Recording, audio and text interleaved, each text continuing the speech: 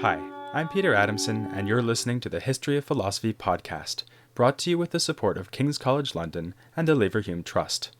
Find us online at www.historyofphilosophy.net. Today's episode, In Dialogue, The Life and Writings of Plato. As faithful listeners will know by now, the earliest Greek philosophers were called the pre-Socratics. This time-honored expression shows the extent to which Socrates is seen as the pivotal figure in the history of Greek philosophy. Yet some of Socrates' predecessors could claim to represent a turning point. How about Xenophanes with his rational skepticism towards traditional religion? Or Heraclitus, arguably the first man to be primarily a philosopher rather than an all-around polymath and scientist? And what about Parmenides, the first thinker to pursue a path of pure rational argument and the inventor of metaphysics? Of course, as Malcolm Schofield suggested in my interview with him, Socrates did add the new idea that philosophy is really about how to live. That conviction is not so popular nowadays, but was shared by all ancient philosophers after Socrates.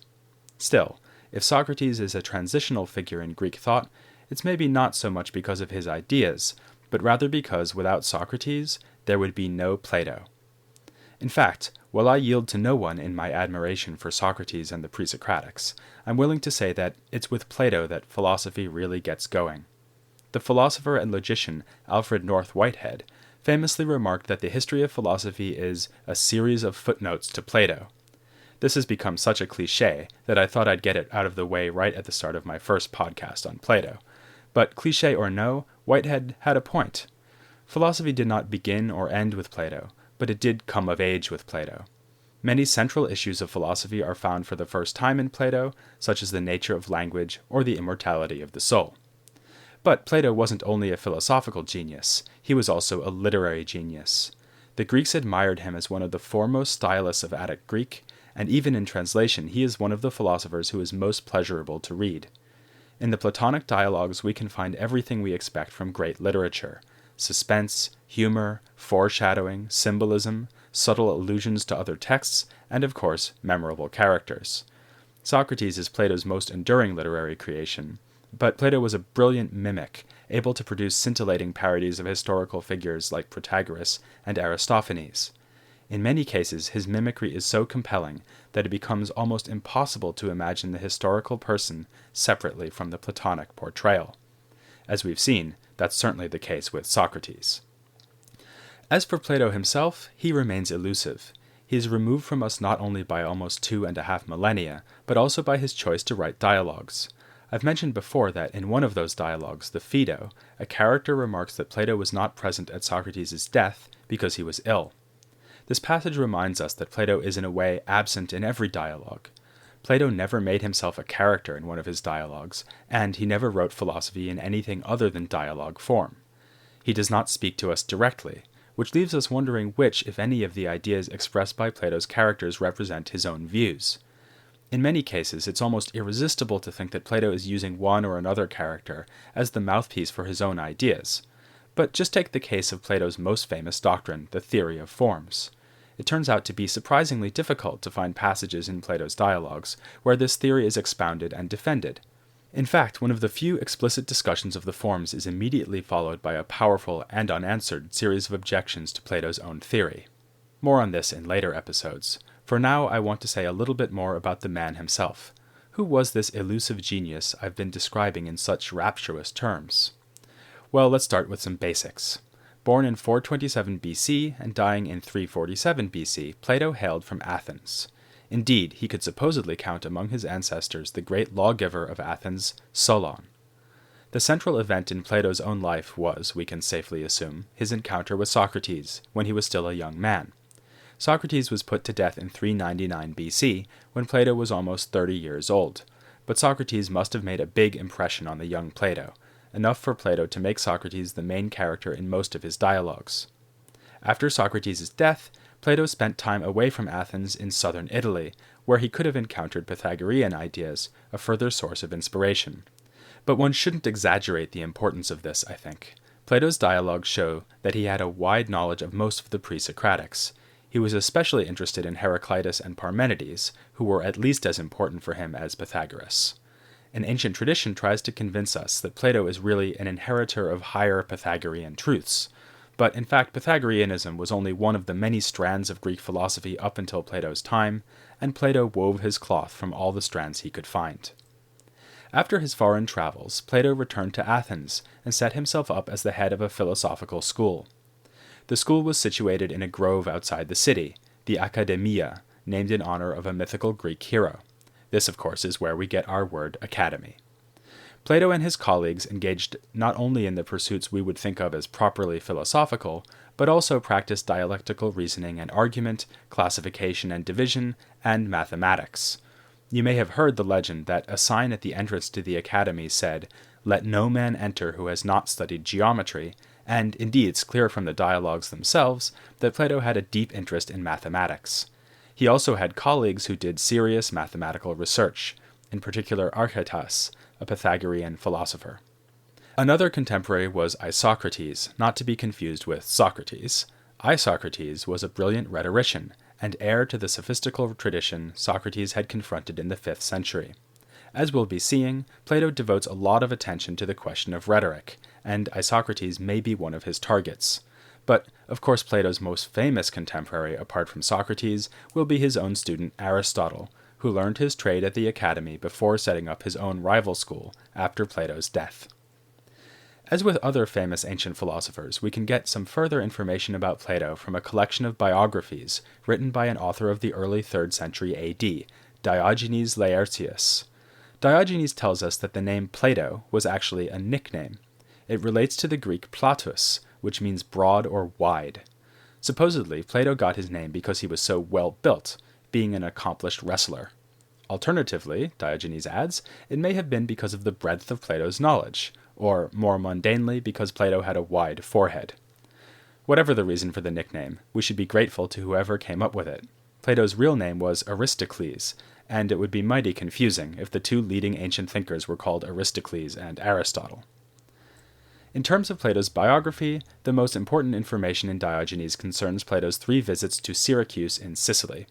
We also have some letters, supposedly written by Plato himself, which discuss Plato's involvement in Sicilian politics. To make this long story fairly short, Plato went to Syracuse for the first time in the 380s BC when he was about 40 years old. Diogenes tells us that while he was there, Plato criticized the way that the tyrant Dionysius was running his city. The tyrant became irate, as tyrants tend to do. He was tempted to have Plato put to death, but settled for having him sold into slavery. Plato was eventually ransomed and able to return to Athens, but he returned to Syracuse to meet with the tyrant's son and namesake, Dionysius, when the young man inherited his father's position. Plato hoped to persuade this young tyrant to adopt philosophy and rule with justice and by the laws rather than through violence and fear. Unfortunately, this trip too was a failure. Plato and a friend of his named Dion were sent packing. Plato made a third and final trip to Syracuse for the sake of getting the tyrant Dionysius to look more favorably on his friend Dion. Yet again Plato's mission failed. In due course, the exiled Dion returned to Sicily with an invading army. Dion deposed Dionysius, but was murdered. The whole sorry tale provides a striking example of a philosopher trying and failing to exert influence in real-world politics. I suppose some readers have found some amusement in Plato's ineffectual idealism, his hope of turning the young Dionysius into one of the philosopher kings from the Republic. But I'm always happy to speak up for Plato, so I say we should commend him for trying to put his theories into practice rather than just sitting around in the academy writing dialogues and doing mathematics. The most famous passage in Plato's letters discusses the younger tyrant Dionysius. It appears in the so-called 7th letter, which, like the other letters, may not be by Plato. The passage discusses a rumor that the young tyrant Dionysius tried his hand at writing some philosophy. The letter's author says that if Dionysius did write such a book, then you can be sure that that book was not based on teachings that Plato delivered to him in Syracuse. Any good philosopher knows that philosophy is not a body of doctrines which can be laid out by a teacher, so as to be ingested and then written out by the student. True philosophy consists in a discussion between teacher and pupil, and the insights one achieves in this way cannot just be stated in so many words. The author of the 7th letter gives a kind of metaphysical argument for this. Words are distant echoes or images of true reality, so that it is impossible to capture reality perfectly in language. Still worse is putting one's thoughts into writing rather than live speech, since the written words will inevitably be vulnerable to distortion and misunderstanding. As the real Plato says in one of his dialogues, the Phaedrus, written words cannot defend themselves the way we can defend ourselves in conversation. Many readers are tempted to connect this passage in the seventh letter to the fact that Plato wrote dialogues instead of treatises full of doctrines. As I've said, Plato never speaks to us in his own voice. He is not one of the characters, he is the intelligence that lurks unseen behind the characters. Why did he write philosophy in this way? Diogenes, in his biography of Plato, says that Plato invented the use of dialogue form in writing philosophy, and he seems to be right about this. Perhaps some earlier philosophers like Parmenides' student Zeno had written in the form of opposed arguments, but Plato was original in using the form of dramatically realistic, literary dialogues with vivid characters taken from real life. The seventh letter, if it really is by Plato, would help to explain this choice. The letter suggests that Plato didn't think it was possible to state philosophical truth in a book, hence his preference for dialogues over didactic treatises. Alternatively, Plato may have thought that, although it is possible to state philosophical truth in theory, in practice he was unable to do so. Perhaps he was always working through his ideas and never reached a doctrine that satisfied him. Then again, maybe Plato was perfectly confident of his insights, but worried about the vulnerability of words, especially written words. As we just saw, in face-to-face discussion one can explain oneself, respond to criticism, clear up confusions, and so on, but written words are like orphans at the mercy of the reader who comes along and finds them. In any case, it seems plausible that for Plato, philosophy occurs above all in discussions, not written works. When he did put pen to papyrus, he sought to recreate this context on the page. I think we can go further if we consider what it is like to read a Platonic dialogue. The dialogues are entertaining, but they can also be frustrating. Why are the people talking to Socrates, his interlocutors, letting him get away with apparently bad arguments? Why aren't they asking him to explain certain points more fully? Above all, why do so many dialogues end in a frustrating impasse, with Socrates and his interlocutors agreeing that they haven't achieved any insight into the topic at hand? These stalemate endings no doubt relate to Socrates' admission of ignorance. He knows only that he does not know. But Plato isn't telling us to settle for ignorance, even Socratic ignorance. When the participants in the dialogue overlook important objections or fail to explore seemingly obvious avenues of inquiry, we are meant to notice. He wants his readers to engage actively with his dialogues. The reader should be alert to spot those overlooked alternatives, to see that some solutions are only being hinted at. You might say that the written text is one partner in a further dialogue, a dialogue between the reader and the text. This also would help to explain why Plato's dialogues are so literary. By this I mean not only that they are beautifully written, though they frequently are, but that Plato deploys a full arsenal of allusions, metaphors, and cross-references, such as we might expect from a novelist or playwright. This again invites the reader to think about the subtext as well as the surface meaning of the dialogue. The dramatic bits of stage setting that surround Plato's philosophical arguments are as important as the arguments themselves. He might, for instance, show us his characters exhibiting or not exhibiting a virtue like courage in the very way that they pursue a philosophical discussion about virtue. Similarly, Plato set dialogues about piety and respect for the law within days of Socrates' execution. We should read these dialogues with Socrates' fate in mind, and in general, we should read Plato both as literature and as philosophy. Having said all this, I don't think that there is a single general explanation for why Plato wrote dialogues. He seems to have seen many possible advantages in the dialogue form, and to have exploited different advantages in different works. Consider a short dialogue like the Euthyphro, in which the title character is shown by Socrates to be unable to define piety. This and other so-called Socratic dialogues are very different from the much longer and more complex Republic, which still uses Socrates as the main character, but in a more didactic mode, as he lays out theories about knowledge, forms, the soul, and politics. Both dialogues are intensely literary, with strong and memorable characters in addition to their philosophical content, but it would be foolish to assume that the Republic is simply a much longer attempt to do the sort of thing Plato was trying to do in the Euthyphro. So we shouldn't ask only why Plato wrote dialogues, but also how he used the dialogue form for different effects. This brings us to the more basic issue of how many dialogues there are. Collections of Plato's works go back to the 1st century AD, when a man named Thrasyllus produced an edition of the dialogues. His edition divided 35 dialogues plus the Platonic letters as a final text into 9 groups of 4. These were the works Thrasyllus himself thought were really by Plato. But we nowadays accept only between 25 or 30 dialogues as being authentic. Several of the dialogues, like the Platonic letters, are of uncertain authenticity, and others are agreed by everyone to be forgeries. Also, Thrasyllus' division of the dialogues into groups of 4 has been abandoned.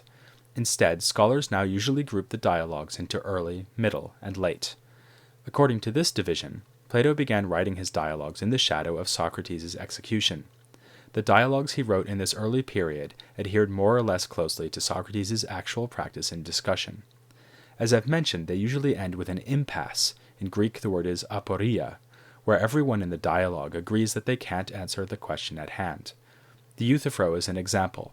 The question of the dialogue is, what is piety?